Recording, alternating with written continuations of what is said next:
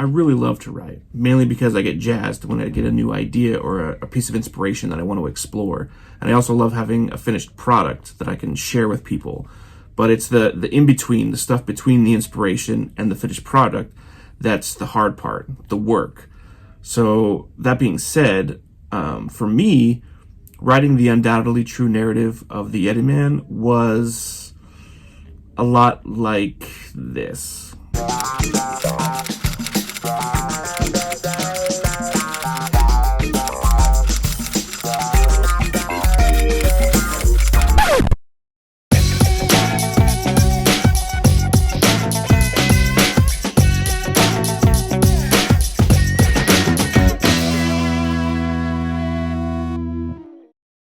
Stephen King, one of the most prolific writers of our day and my biggest inspiration as an aspiring writer, once said that talent is cheaper than table salt. What separates the talented individual from the successful one is a lot of hard work. Oftentimes, I think people romanticize the writer. At least I know that I did. The ability to weave the written word in such a way as to convey intense emotion or to entertain or scare is almost like a superpower rather than a talent. But what I realized as I grew into a more polished writer was that the work is what's important. The writing process is different for every person, so if you find something that works for you, stick with it. When crafting my manuscript, there were 2 simple steps that I took. First, write constantly, even if it's bad. Just write for a designated amount of time and don't stop to proofread or edit until after that time is up. Writing is like any art form, in that the more you practice, the better you get. Originally, I was writing this story for my master's thesis. I was working part-time as a writing tutor at my university and labored over the manuscript in those hours I wasn't at work. I spent upwards of 8 hours a day working on the story, crafting scenes, exploring character backgrounds, researching, and molding the narrative into some sort of cohesive stream. I figured doing a creative piece for my master thesis would mean I didn't have to do a lot of research because I wasn't doing a critical piece, but I was pretty shocked with how much research I ended up having to do for the book.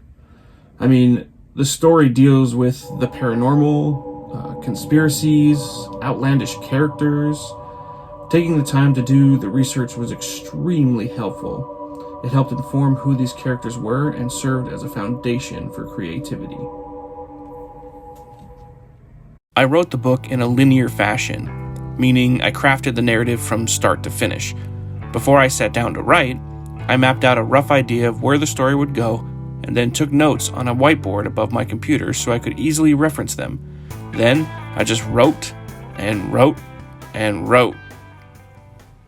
The second direction I took when writing the manuscript was to read a lot. Just as much as I was writing, I was also reading. I mentioned earlier that Stephen King was one of my biggest inspirations, if not the biggest. If you can't tell, these 2 shelves back here are jam-packed full of his books. While working on the manuscript, I read his book On Writing, which outlined some really great points of advice that I still use today, one being the importance of reading. To be a good writer, King states, you have to be a good reader. I kept a list of all the books that I read while I was writing my narrative, and they all in some way, form, or fashion inspired my own story. Obviously, I read Poe and Johnson's books over and over and over again because they were intricate parts of the original story. But outside of that, during my recreational reading, there's a lot of things that were very influential when I was writing.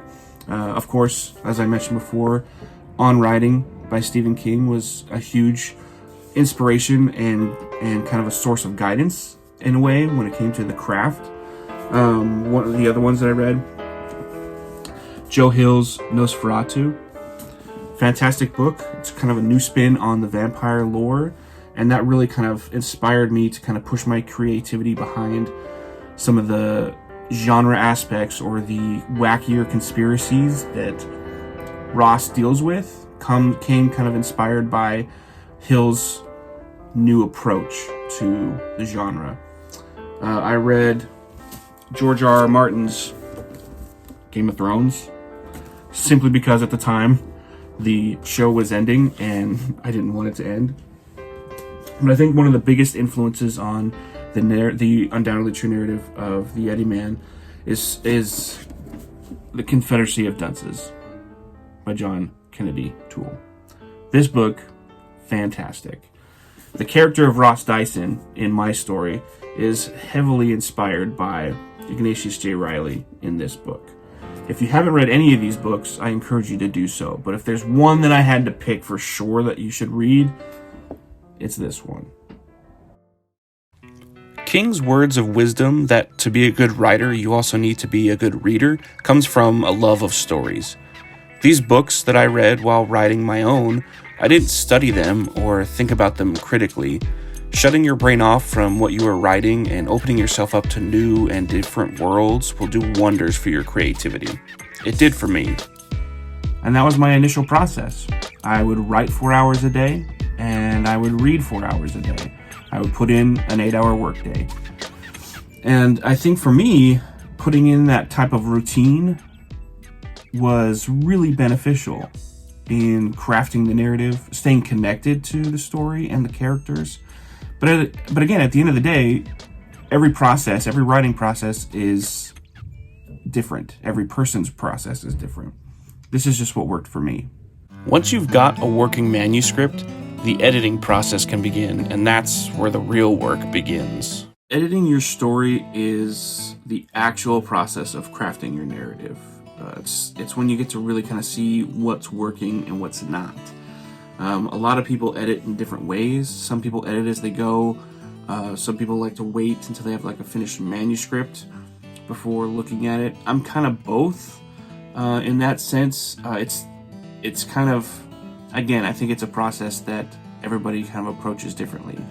When it comes to editing, for me, I find it really tough because you're connected to the story, you're connected to the characters, and so separating yourself enough to be able to see what's working and what's not, and being okay with cutting certain scenes out or tightening certain things up that you may like, that just doesn't work for the story, sometimes can be tough.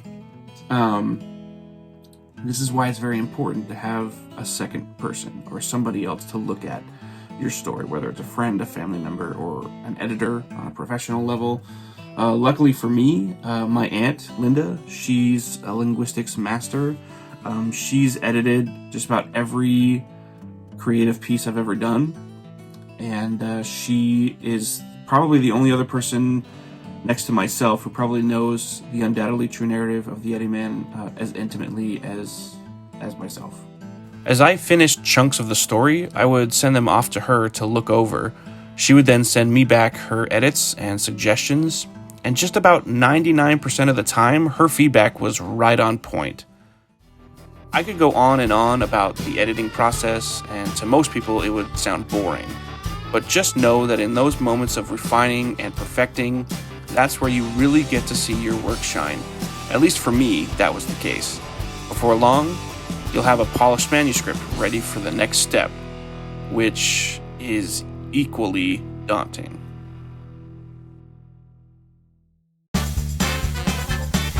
There she be. Is it a pirate book? Yeah. Get yours today.